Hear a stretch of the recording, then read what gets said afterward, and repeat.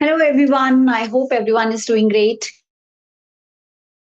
And I am your tutor, Trapti Agrawal. Would like to give you a warm welcome.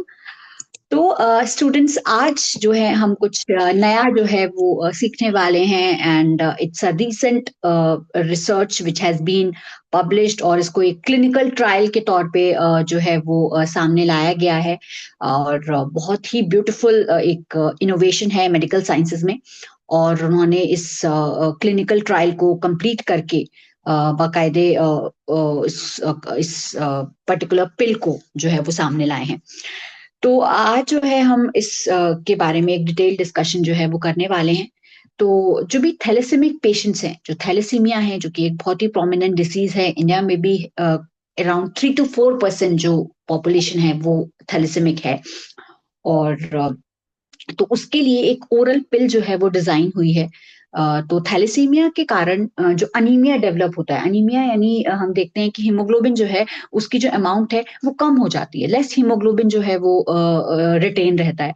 तो उसके कारण जो थैलेसेमिक patients हैं उनके इस अनीमिया की प्रॉब्लम को ओवरकम करने के लिए इस ओरल पिल को डिजाइन किया गया है जिसका नाम है मिटा पविट। और इसका जो अप्रूवल दिया है वो दिया है यूएस एफडीए ने, यानी यूनाइटेड स्टेट्स का जो फूड एंड ड्रग एडमिनिस्ट्रेशन है उसने इसको एक क्लिनिकल अप्रूवल जो है वो दे दिया है। एजियोस टेक्नोलॉजी करके जो है एक कंपनी है जिसने इसको डिजाइन किया है। बाकायदे यूएस के जो रिसर्चर्स हैं उन्होंने इसके ऊपर बहुत एक अच्छा काम किया है और एक गेम चेंजर के तौर पे ये साबित होगा, क्योंकि जो मेडिकल साइंसेज हैं उनमें एक अच्छा रिवॉल्यूशन जो है ये क्रिएट करेगा and it would be a boon for all the thalassemic patients. तो इस तरीके से इस ओरल पिल के बारे में आज हम डिस्कस करेंगे एंड उस पे जाने से पहले सबसे पहले मैं आपको एक बेसिक इंट्रोडक्शन देना चाहूंगी, एक बेसिक आइडिया देना चाहूंगी दैट व्हाट इज थैलेसीमिया। तो थैलेसीमिया को जानने के लिए सबसे पहले हम देखते हैं कि थैलेसीमिया आखिरकार है क्या। तो ये एक इनहेरिटेड ब्लड डिसऑर्डर है। इनहेरिटेड से मतलब है कि जेनेटिक है, कहीं ना कहीं ये जो है जो पेरेंट्स हैं वहां से जो है ये जो डिसीज है वो ऑफ स्प्रिंग में आने के चांसेस हैं, राइट। तो इनहेरिटेड है ये डिसऑर्डर, ब्लड डिसऑर्डर। और इसमें कहीं ना कहीं जैसे कि मैंने आपको पहले भी बताया कि जो बॉडी है वो लेस हीमोग्लोबिन प्रोड्यूस करती है, हीमोग्लोबिन की जो अमाउंट है वो कम प्रोड्यूस होती है, जिसके कारण जो बेसिकली जो रेड ब्लड सेल्स हैं तो उनमें जो है वो अनहेल्दी रहते हैं, उनका सर्वाइवल जो है वो लेस रहता है, लेस सर्वाइवल रहता है आरबीसीज का, राइट। और जिसके कारण अनीमिया हो जाता है। हम अनीमिया के बारे में ऑलरेडी जानते हैं, बहुत ही कॉमन एक डिसीज है।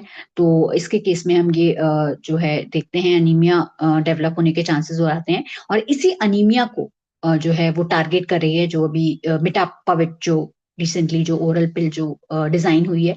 एंड और बिल्कुल रिसेंट की बात है, it's 3rd of January they have published an official data about it. और इसके बारे में जब हम बात करें, इसके सिम्टम्स के बारे में बात करें, तो इसमें माइल्ड फटीग होती है, एकदम टायर्डनेस हो जाती है माइल्डली।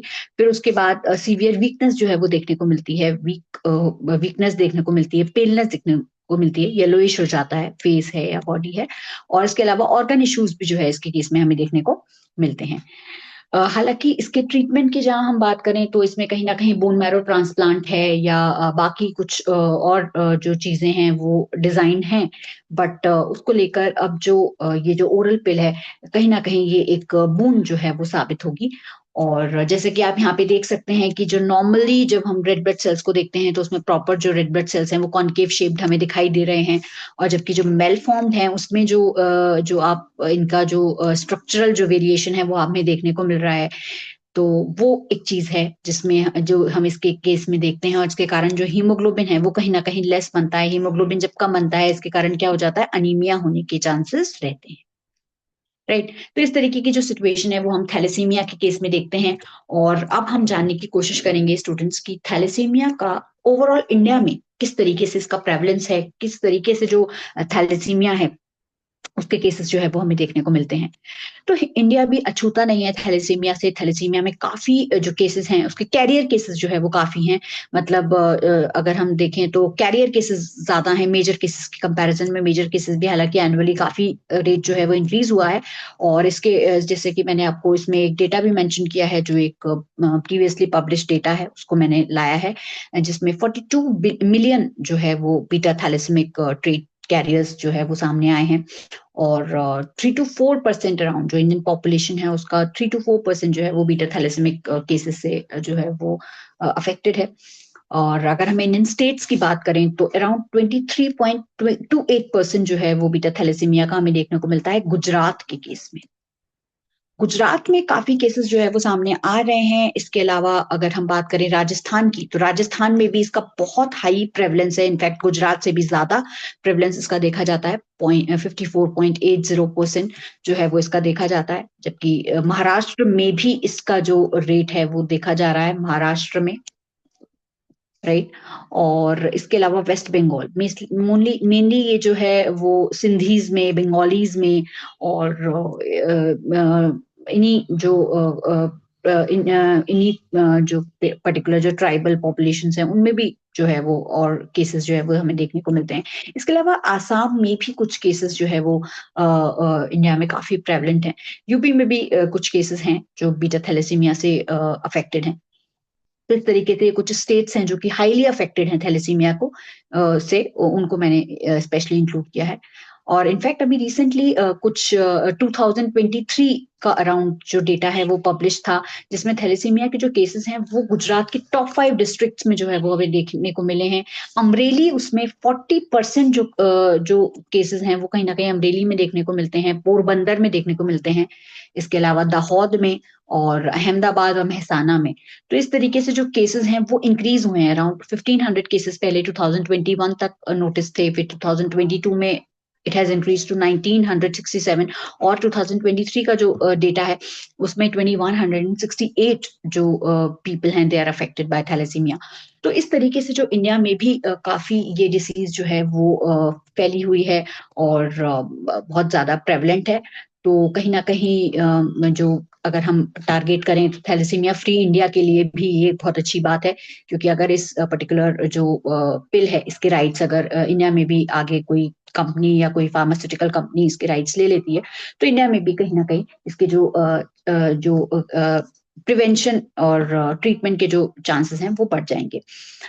तो अब हम बात कर लेते हैं स्टूडेंट्स इसके बारे में, अल्फा थैलेसीमिया के बारे में। इसमें दो केसेस हमें देखने को मिलते हैं, एक होता है अल्फा थैलेसीमिया और दूसरा होता है बीटा थैलेसीमिया।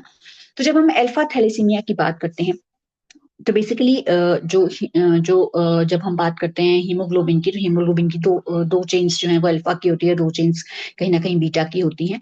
तो इसके केस में हम देखें तो ये जो अल्फा थैलेसीमिया है, इसके केस में जो बीटा जो अल्फा चेन्स हैं उनका जो लेवल है वो रिड्यूस हो जाता है। अल्फा चेन का लेवल जो है वो रिड्यूस हो जाता है and there would be increased beta chains. तो बीटा चेन्स जो है वो ज्यादा बनने लगती हैं और अल्फा चेन्स का जो लेवल है वो रिड्यूस हो जाता है, तो उससे अल्फा थैलेसीमिया में देखने को मिलता है। एक होता है बीटा थैलेसीमिया। बीटा थैलेसीमिया काफी कॉमन है, अभी हमने देखे थे इसके काफी केसेस जो है वो इंडिया में हमें देखने को मिल रहे हैं। तो इसके केस में जो बीटा चेन्स हैं स्टूडेंट्स, वो जो है वो रिड्यूस्ड हो जाती हैं and alpha chains gain the prevalence and alpha chains increase in number. तो इस तरीके से ये जो चेन है उसमें डिसरेगुलेशन हमें देखने को मिलता है।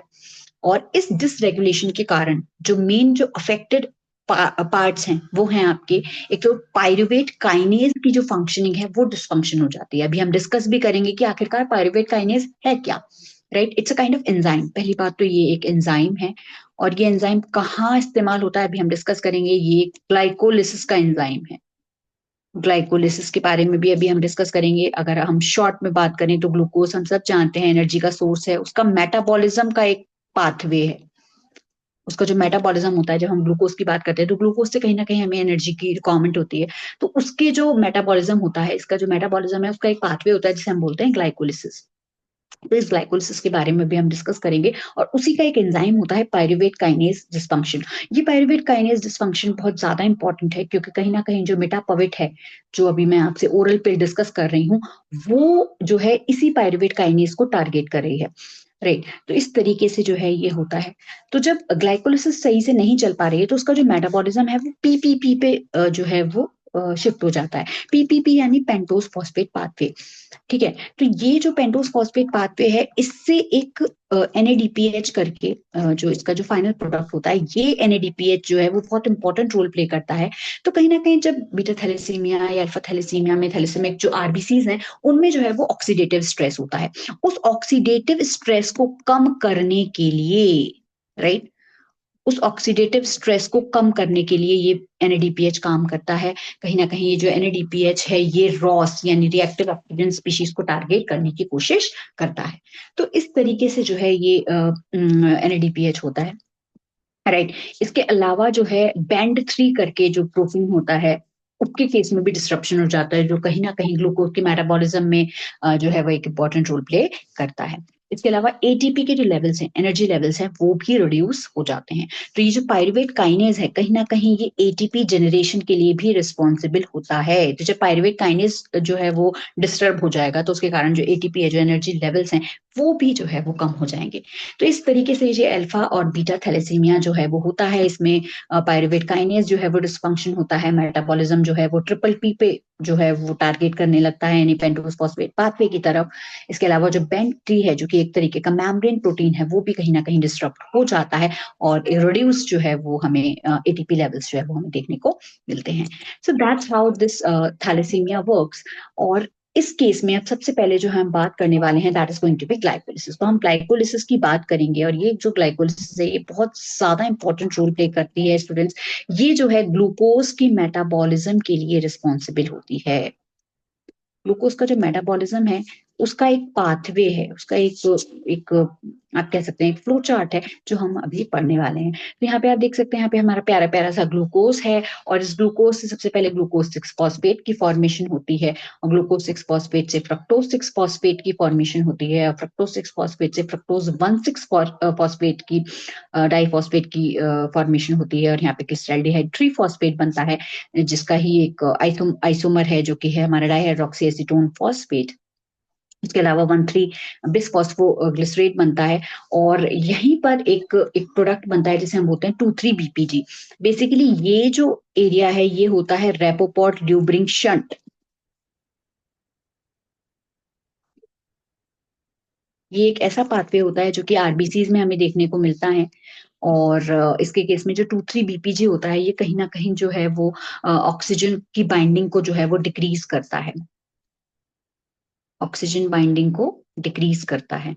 तो ये जो पाथवे है, इसके कारण जो है ये फॉस्फोइनॉल पायरुवेट जो है वो नहीं फॉर्म हो पाता, और जो पायरुवेट काइनेज है, ये कहीं ना कहीं कम हो जाता है। जब ये पायरुवेट काइनेज कम हो जाएगा, तो उसके कारण आप देख सकते हैं कि यहाँ पे जो ADP है, इस ADP से ATP की फॉर्मेशन नहीं हो पाएगी। दैट इज द रीजन की जो ATP लेवल्स हैं, वो कहीं ना कहीं जो है वो क्या हो जाते हैं, रिड्यूस हो जाते हैं। We see reduced ATP levels. Right, और जब ATP लेवल्स जो है वो रिड्यूस हो जाएंगे, तो उसके कारण जो एनर्जी लेवल्स हैं, वो भी जो है वो कम होने लगते हैं। तो इसी पर्टिकुलर पायरुवेट काइनेज को जो है वो टारगेट करने के लिए ही जो है ये ओरल पिल जो है वो सामने आई है।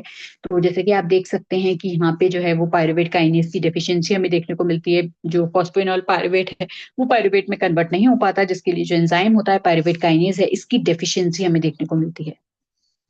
राइट, अब इसकी डेफिशिएंसी को पूरा करने के लिए this gap has been filled by, इस गैप को फिल किसने किया?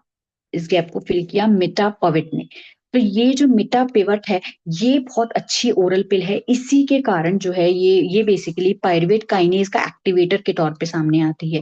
तो पायरुवेट काइनेज का जो एक्टिवेशन है, वो कहीं ना कहीं इस मिटापिवट के थ्रू होता है, और यही रिस्पॉन्सिबल होती है पायरुवेट काइनेज को इंक्रीज करने के लिए। जब पायरुवेट काइनेज इंक्रीज होगा, तो कहीं ना कहीं जो एनर्जी लेवल्स है वो भी इंक्रीज होंगे, और जो एनीमिया है उसको कहीं ना कहीं ये जो है वो कम करेगा। आयरन चिलेशन में भी इसका जो थोड़ा बहुत जो रोल है वो हमें देखने को मिलता है टाइम्स। तो वो एक चीज है जो इस केस में हम मिटापेविट के केस में हमें देखने को मिल रही है। और ये यूएस जो है एफडीए है उसने इसको ऑलरेडी जो है वो क्लिनिकल ट्रायल्स के थ्रू अप्रूव कर दिया है। एजियोज टेक्नोलॉजीज जो है वो इसकी फॉर्मेशन वो उसके पास इसके प्रॉपर राइट्स हैं। एजियोज टेक्नोलॉजी उसके पास इसके प्रॉपर राइट हैं और यूएस एफडीए ने इसको अप्रूव कर दिया है। अप्रूव्ड। और इसका अप्रूवल ऑलरेडी जो है वो सामने आ गया है और अब ये जो है वो क्लिनिकली टेस्टेड है। फर्दर जो है इसका जो रोल है वो हमें देखने को मिलेगा and it would be a great thing and a boon for all the thalassaemic patients. So it's a great move toward thalassemia free India, and I think the thalassemic patients who are already suffering from it, I think they will be having a proper intervention by this. So that was it on my end, and keep learning, keep shining, and most importantly students keep smiling. Thank you very much.